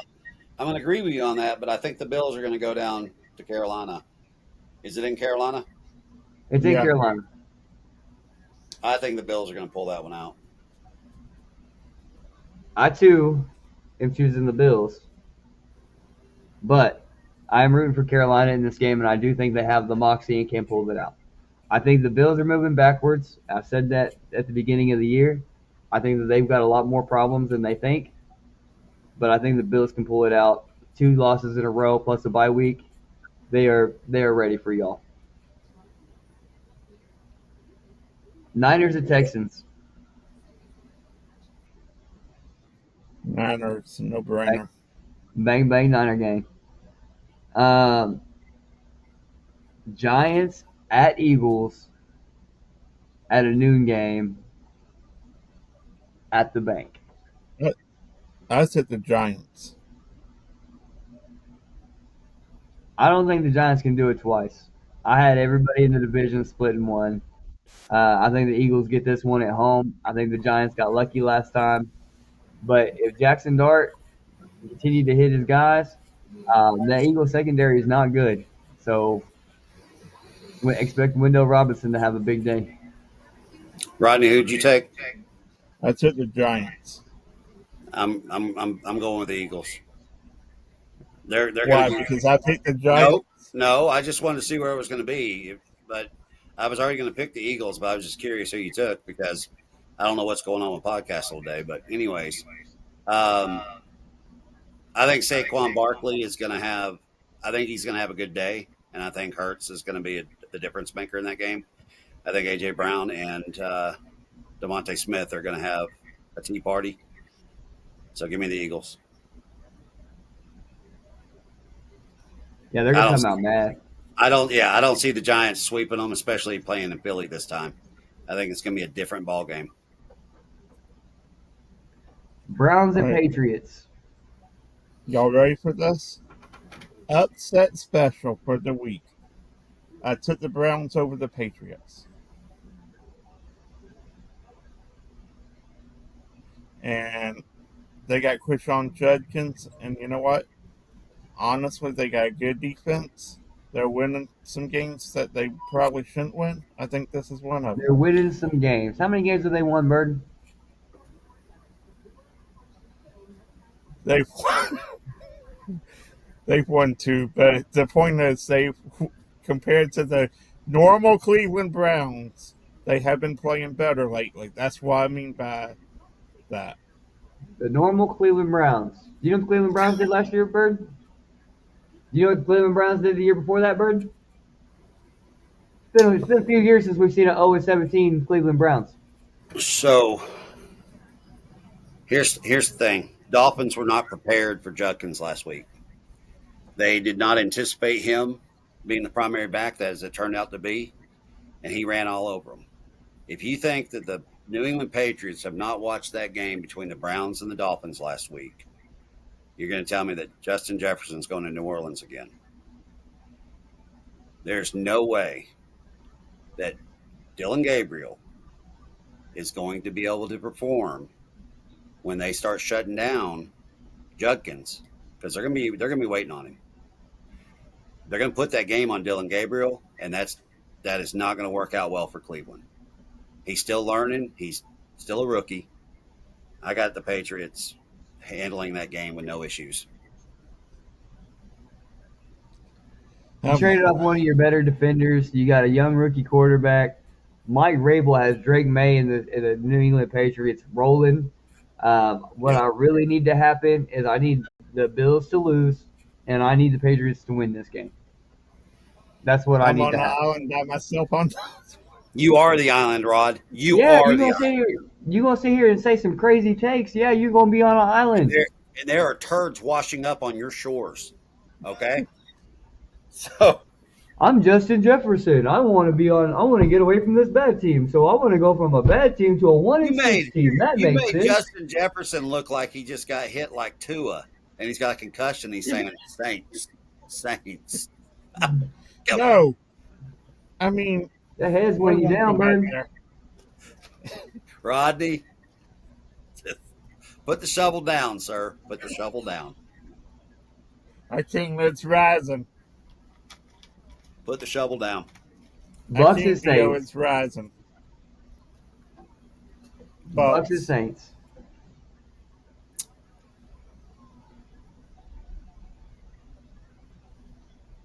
I took the Bucks. Is that even a game? It can be. Is it? Where's the game at? It's in New Orleans. New Orleans. That game's gonna be closer than what people think, but I think the Bucks pull it out. It's gonna be one of those ugly games, but I think Mayfield recovers this week, and I think they're gonna have a better game plan. I think they went into that game the other night. They just didn't look prepared. They did not look, crisp. They were always they were a mess. Like every drive was a mess. I'm pretty sure the game plan was Mike Evans. And when you go down with a broken clavicle, that kind of messes up everything you was going to call. Cade Otton, though, you got to catch the passes. Yeah, I mean, he's got issues. But it's going to be a closer game. It's going to be a close game. But I think the Bucks pull it out. Bucks roll. Let's go.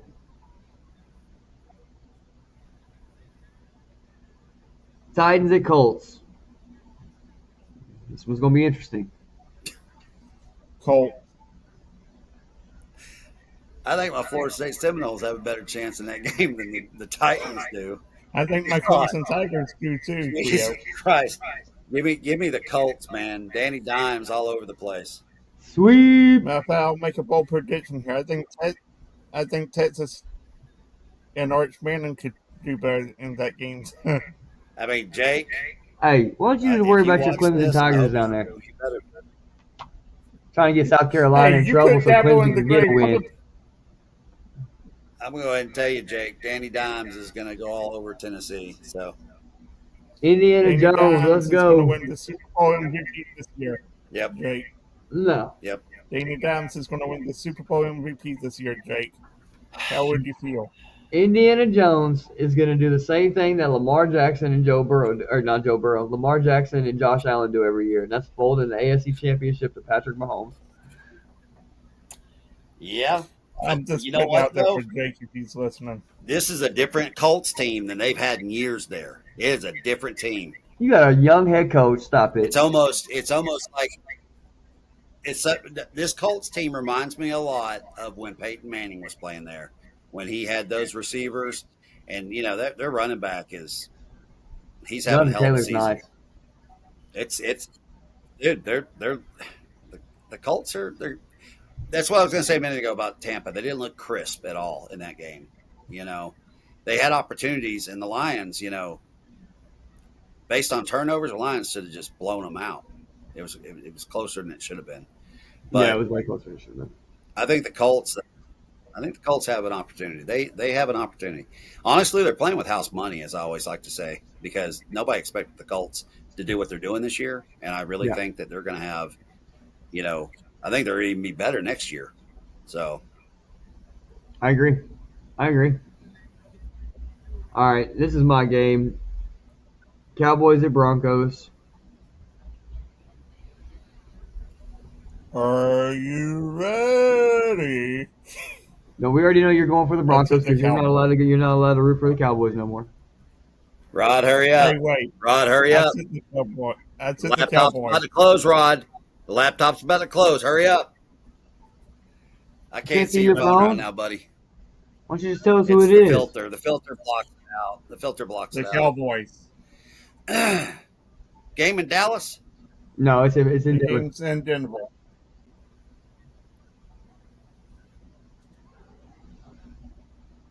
You know what?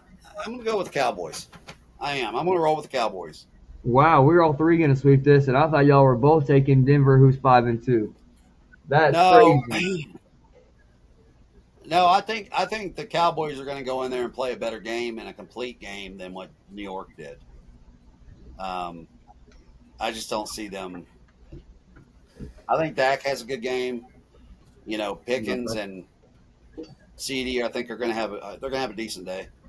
I really do. Here's the other thing you gotta look at about this game.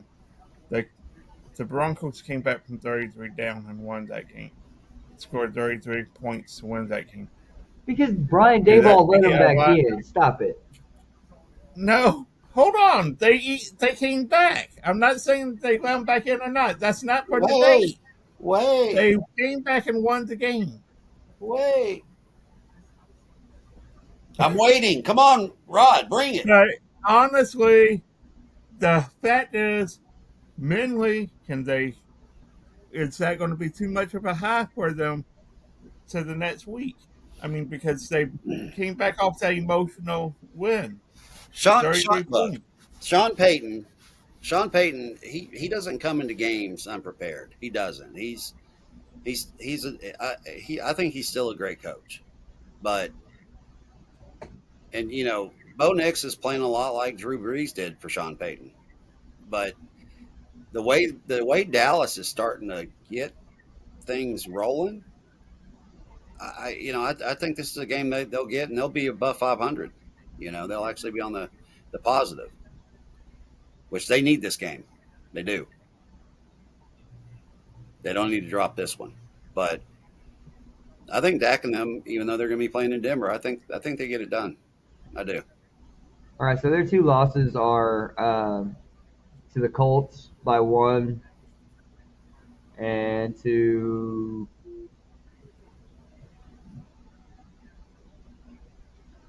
the Chargers by 3. But we've been dropping the games we shouldn't drop, like Carolina, like Chicago. Yeah, but the Broncos should have lost to the Giants. We all agree on that. But yeah, and I think because it's a game that we shouldn't, it's a game that we should drop. I think that it's a game that we're going to win, and I know that sounds crazy, but if you take what we did last week against the Commanders, Javonte Williams and Jaden Blue are a good one-headed 1-2 monster. I know they wanted Miles Sanders, but honestly, he's got a case of the drops anyway. He's already had a couple fumbles this year before he got hurt.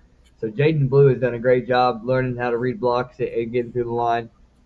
He's going to be just fine. Javonte Williams is going to have a big day against his former Broncos team. I just feel that. CeeDee Lamb and George Pickens are back together, so the offense is going to click like we knew it was. But I believe, if I'm not mistaken, Overshown comes back this week.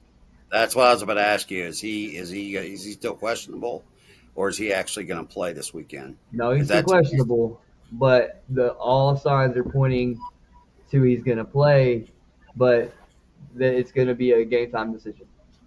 But do you think they're bringing him back too soon? I don't know. Honestly, he was supposed to have been back week 1, and they kind of pushed him back. So I'm kind of hoping they don't bring him back too soon. I'm hoping they bring him back when he's ready. It's been 8 weeks. Yeah. I still think Dallas. I think they're going to come into this game, and I think they're going to play a well-rounded, game against the Broncos because, they got some good film last week. A lot of the mistakes the Giants made, and what the Broncos, they got to see a lot of their 2-minute drill, in that fourth quarter. So I think that Dallas is going to be prepared for this. I think they're going to be ready. I think Diggs is out again. I think he's still in concussion protocol. He might be back. He might be back. But I think we're getting healthy at the right time. We're getting healthy at a time that we can make a run, and so uh, I don't think Denver's defense is that good. I don't think Denver. I think Pat Surtain is great. I think their secondary is wonderful. Uh, Up front is not as there's more to be desired for the Denver Broncos on that defense, and the offense. Other than Cortland Sutton, what are we doing? Bo Nix is nice. J.K. Dobbins, I liked him when he was with the Ravens. I think you need to utilize him differently and better. Get him in the passing game, get him in the running game. Um, there's things Denver could do better, and I'm with you. I think we've seen enough of Denver to be able to beat them at home this week, at their home this Yeah. week. Now the game I'm most excited about, and I can't wait to talk about this one. Two teams in the North, one in the AFC, one in the NFC, battle head to head. Aaron Rodgers gets his revenge. Not so fast. I got Green Bay in this game. I know you do. You got a I cheesehead. think they got better. I'm not listening to the revenge part because Aaron Rodgers can say whatever he wants to say that it's not a revenge game, but it is. He's already said he wants to retire a Packer, so he's got to he's right now he's just noise, on the social platform. Um, the Green Bay Packers offense is kind of stagnant right now. Um, they've had some close games that they should have lost, but they pulled it out. Our defense is not very good, but I think with a combination of Green Bay struggling on the offense, I think our defense can maybe hold enough for Aaron and our offense to put the points up. And I think it's just going to be who has the most points at the end of the game type of game. We shouldn't have dropped that Cleveland game 2 weeks ago on that Thursday night or a week and a half ago. I think the Steelers are going to go in there with a good opportunity to pull a win out of there, especially for Aaron. They're going to be playing for Aaron. They're going to want to make sure he gets a win against his old team. So, you mean the Steelers? And that was me strictly looking at it from a neutral perspective, because I think our defense is garbage. But I think we have an opportunity the way that Jordan Love and his receivers are not connecting right now. So, they struggled against Arizona. They had to come back Your and win age that is game. showing And that you guys Arizona are is 4 and not 2. what I thought. Yeah, I'm Pardon? with you. Your age is showing. I'm with you. Your age is showing, but you guys are 4 and 2. You guys are finding ways to pull out these one-score games. You guys are finding ways to win, and a lot of that is Mike Tomlin and the good coaching culture that he's put there. For me, But I'll Green tell you Bay this: if you look, go ahead, Brandon. Green Bay's receivers are young. They've got a great, and they're great. Don't get me wrong, but they're a great group of young guys. I think with the veteran talent that you guys have over there on that defensive side, I think you're going to be able to do a lot of things to the Green Bay Yeah. offense that a lot of teams aren't going to be able to do. Well, I think they're going to keep Diaperhead under wrap. They're going to keep Dobbs. They're going to be keeping an eye on Dobbs, which they're going. Love is going to probably be keying off his tight end like he likes to do with Kraft. So they're going to have to assign somebody to keep on Kraft the whole game, because that's where Love likes to go when his receiver. And you got what's his name, Musgrave over there? Yeah. Luke Musgrave. So Kraft had some good catches last week in that comeback win against the Cardinals. But what I was going to point out, though, what's crazy is the Steelers actually have a plus 10 in point differential for the season. So even though our defense is, I think, old and slow, our offense has actually outscored the opponents more than our defense has given up by 10 points. So that's the silver lining I see. You know what I mean? I always tell you I look for the silver lining in something, and that's what I noticed recently when I was looking at stats. I was like, well, shit, we still have a positive, in these games we played. It's like runs for and runs against in baseball. That's kind of how you can tell where your pitching has issues if you're in the negatives. But I think the Steelers go in there and they get that win. I do. I wish this game was in Lambeau. All right. I wish this game was in Lambeau. That would have been more Aaron's if he had the choice. I think he'd have preferred it to be in Lambeau, but I don't know. I think the crowd's going to be into it. I think the terrible towel's going to be waving. I think it's going to be a loud game. So I'm excited for it. I am. I think him being at home at Pittsburgh helps the Pittsburgh Steelers. I think it helps the Steelers. But for Aaron Rodgers, they're wearing their 1933. They're wearing their 1933 uniforms too. Oh no, I don't know if I like that. No, is that the one with the stripes? Oh, you need to go on ESPN. No, it's not the Bumblebee jerseys. Okay. No, it's they got the yellow helmets like they normally do, the tan pants, but you need to look at their jerseys. Their jerseys they're pretty nice. They're not the Bumblebee jersey with the square on the front with the number. No, you need to look at the jersey. Here, I'll pull it up. I don't know. Yeah, you should be able to see it because I don't have a filter. Yeah. Those are sharp, man. They're wearing their throwbacks. So. All right. Commanders versus Chiefs. Is this even close? No. It's got a 10-point spread. Is this going to be the worst Monday night? Right? I would take the over on that 10 points. I would.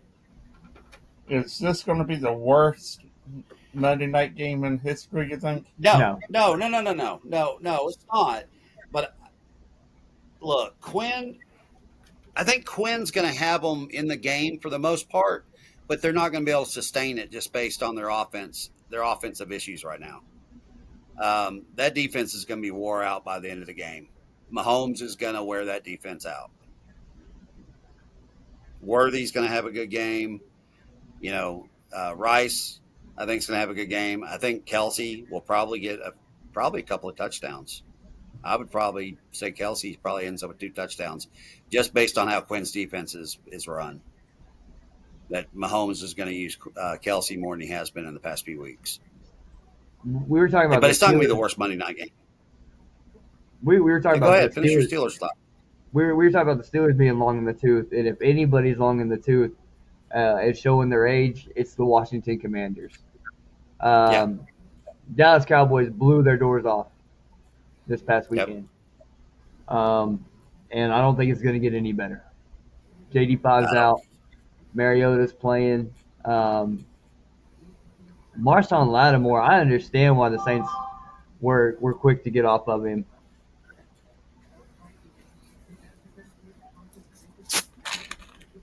I've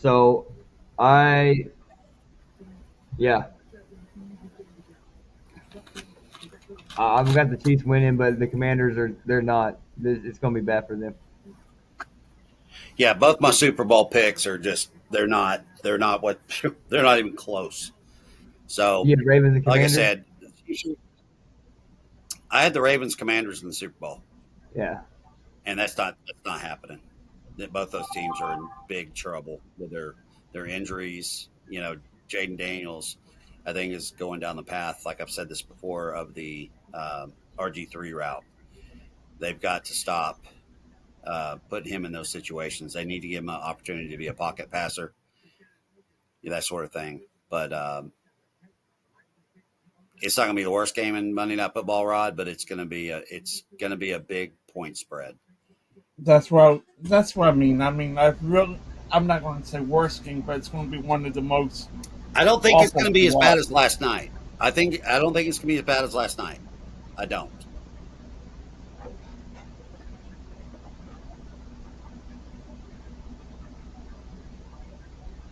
Say something, Brandon.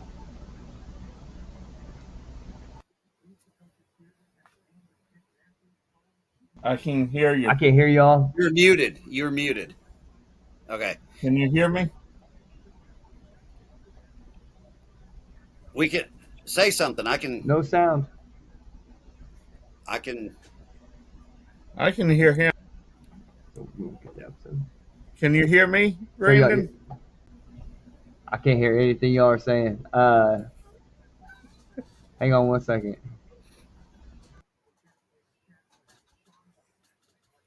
I don't know what was going on there.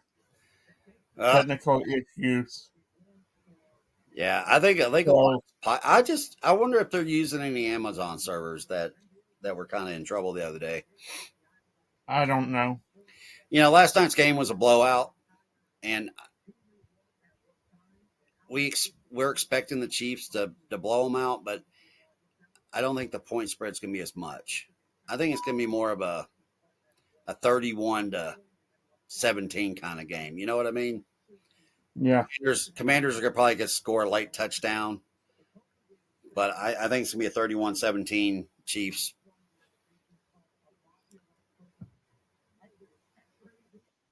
It could very well be.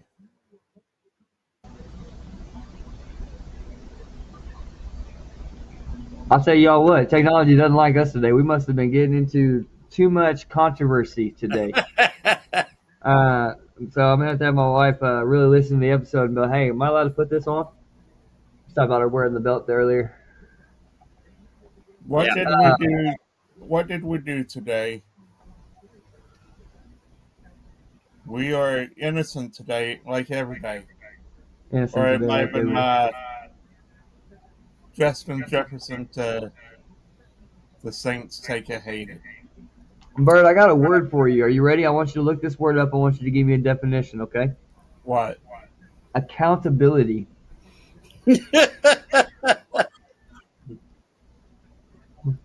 Love it. Don't ask him to spell it. Hey, Rod, have Lisa look it up for you, okay? ACCOUNTABILITY. Accountability. Oh boy. Good job. I'm actually surprised you knew how to spell that, Rod. All right, you guys have anything else we want to cover? I have covered all that I had in mind for this evening or this morning. Oh my goodness, Brandon, wake up! Well, I do have one thing I want to say before we get out here. Monday will be our 50th episode, halfway to the 100.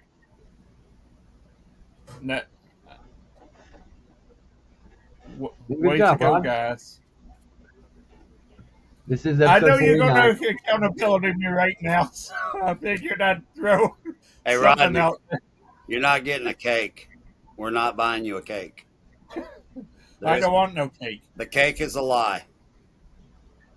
I'll make I think I am gonna have somebody knock on your door and sing to you though. Oh, Lord.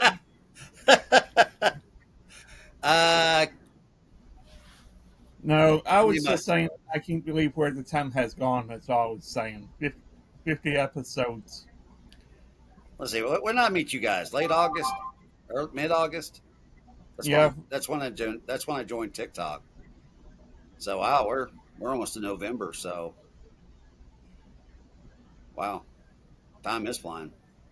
Time flies when you're having fun, man. Yep.